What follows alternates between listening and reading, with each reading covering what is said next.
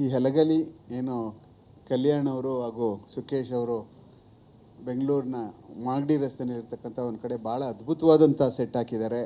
ಆ ಸೆಟ್ನಲ್ಲಿ ನಡೆಯುವಂಥ ಸಮಯದಲ್ಲಿ ನನಗೂ ಸಹ ನನ್ನ ಮಗಳ ಜೊತೆ ಅಲ್ಲಿಗೆ ಹೋಗುವಂಥ ಅವಕಾಶ ಸಿಕ್ತು.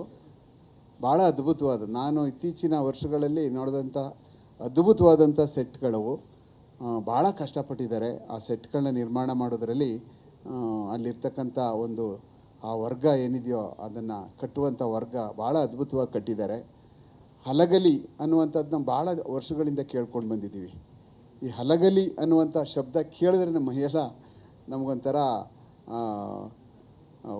ರಕ್ತ ಹಾಗೆ ಕುದಿಯುತ್ತೆ. ಯಾಕೆಂದರೆ ಸ್ವತಂತ್ರ ಸಂಗ್ರಾಮದಲ್ಲಿ ಅವ್ರು ಮಾಡಿದಂತಹ ಸೇವೆ ಮತ್ತು ಅವರು ಏನು ಗರಿಲ್ಲಾ ವಾರ್ಫೇರ್ ಏನು ಮಾಡ್ತಾಯಿದ್ರೋ, ನನ್ನ ಲೆಕ್ಕದಲ್ಲಿ ಜಗತ್ತಿನಲ್ಲಿ ಎಲ್ಲೂ ಆ ಗರಿಲ್ಲಾ ವಾರ್ಫೇರ್ ಇಲ್ಲ. ಆ ಒಂದು ಸಣ್ಣ ಒಂದು ಗುಂಪು ಇಡೀ ಒಂದು ಇಂಗ್ಲೀಷ್ ಏನು ಸಾಮ್ರಾಜ್ಯವನ್ನೇ ಆಗಿಸ್ತಾ ಇತ್ತು. ಅವರು ಕನಸಿಗೆ ಬಂದರೆ ಸಾಕು ಬ್ರಿಟಿಷರಲ್ಲಿಂದ ಜಾಗ ಖಾಲಿ ಮಾಡ್ತಾಯಿದ್ರು ಅಂತ ಅಂದರೆ ಇನ್ನು ಎಷ್ಟರ ಮಟ್ಟಿಗೆ ಅವರು ಆ ಒಂದು ಯುದ್ಧ ನೈಪುಣ್ಯತೆ ಮತ್ತು ಅವರ ಗಟ್ಟಿತನ ಮತ್ತು ಅವರು ಮಾಡ್ತಾ ಇರ್ತಕ್ಕಂಥ ಯುದ್ಧ ನೀತಿಗಳು ಮತ್ತು ಗರಿಲ್ಲಾ ವಾರ್ಫೇರ್ಗಳು ಯಾವ ಥರ ಇತ್ತು ಅಂತ ನಾವು ಸಾಹಿತಿಗಳಲ್ಲಿ ಓದಿದ್ದೀವಿ. ಈ ಒಂದು ಬ್ಯೂಟಿಫುಲ್ ತುಂಬ ಚೆನ್ನಾಗಿರ್ತಕ್ಕಂಥ ಈ ಒಳ್ಳೆ ಕಂಟೆಂಟ್ ಇರ್ತಕ್ಕಂಥ ಒಂದು ಸಿನಿಮಾ ಭಾಳ ಅದ್ಭುತವಾಗಿ ಮೂಡಿ ಬರ್ತಾ ಇದೆ.